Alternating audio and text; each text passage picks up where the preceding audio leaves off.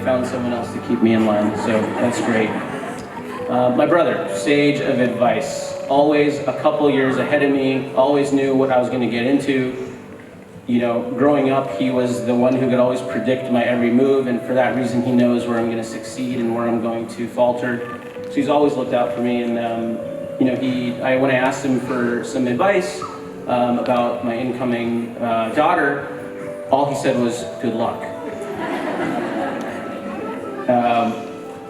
We have a lot of family from Sejal's side here today. Most of my family is back home, so I think one of our big things is spending a lot of time in India as well as the United States, and I'm hoping that we get to do that with our baby girl as well and make her aware of her roots across the pond. Sejal's family. All right, so Sejal's family. Whenever I think of Sejal's family, I think of that phrase, like, it takes a village to raise a child, right? There are so many little things that go into an event of this magnitude, and there's so many people from her family that made it possible. So I just want to kind of highlight them and just say thank you. You guys are just so big-hearted and go out of your way. I don't see that every day, and I just have to call attention to it. So thank you for that, guys. You're all over the place. Back to that, it takes a village to raise a child concept. It brings me to this phenomenon of the Jamvanu, depending on how you say it, right? This is something that's like pretty unique to Gujarati culture. I think we see it in other cultures, but this is something of a magnitude you don't see all the time. And some of you are scratching your heads asking, what is a Jamvanu? So it's kind of like a dinner, a big dinner, a lot of family, close friends, but everyone's there, old, young, and everything in between. And I think it's a very important element of your culture that, if you're just standing, if you're just like kind of up against a wall and you see everything that's happening, I think you start to see the importance of it. For example, you walk in and you see elders talking amongst themselves, elders talking to younger people. There's a bunch of men, kind of trading stories. And then you go to the kitchen and you'll see, all the ladies hanging out, and of course the elder women are giving lessons or kind of guiding young women about the intricacies of the full dinner, right? And then what about the kids, right? So the kids, this is like the most important part, because if you go to a Jamvanu, the one thing you're going to remember more than anything else is the kids. This is different because all the kids of all the different ages are hanging out together.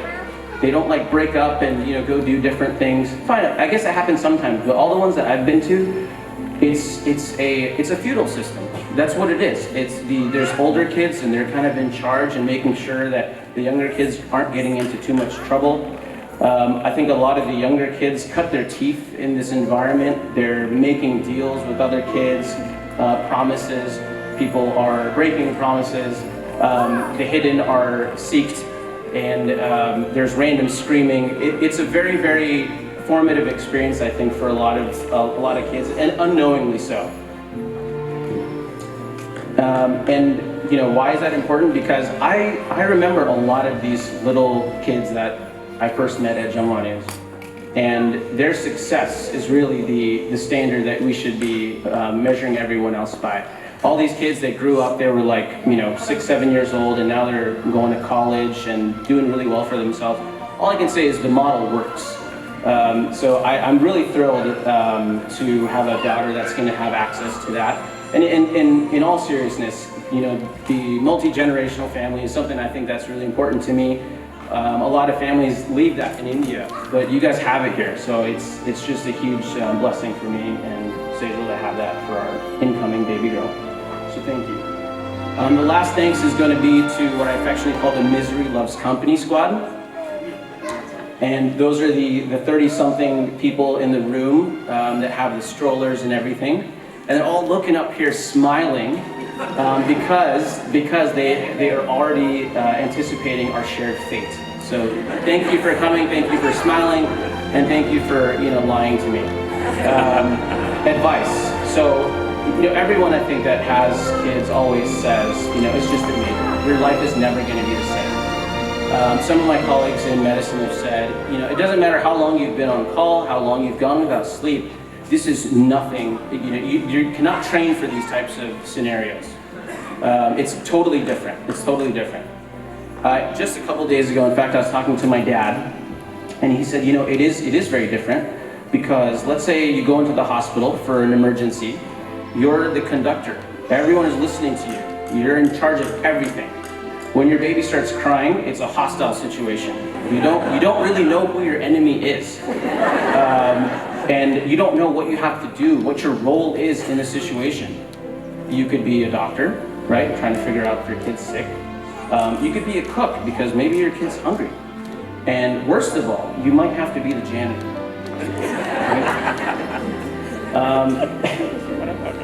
So moving along, I guess I'll maybe just start with a year in review. It's been a huge 12 months for our family.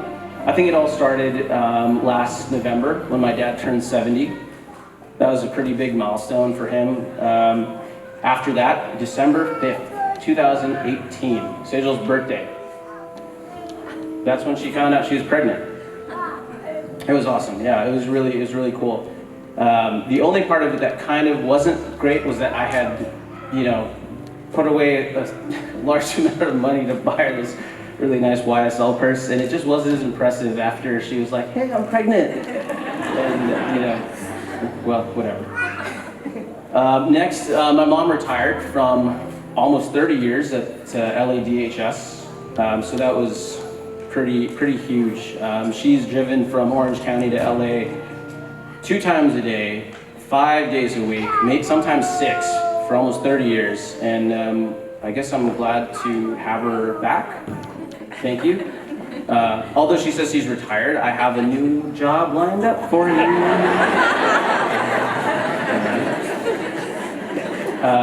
Going forward, next weekend's my brother's birthday, so happy birthday to him.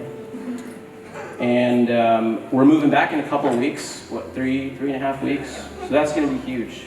I have a lot of beers and whiskey to catch up with a lot of people at this point, so that's going to be great. And then in a couple of weeks from now, my niece Sanaya is going to be turning 5.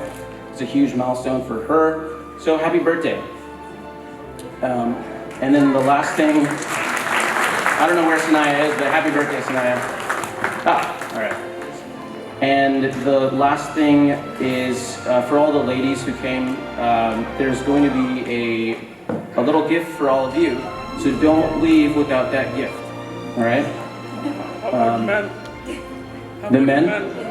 In the lunch. Yeah. For the men, yeah, there's food.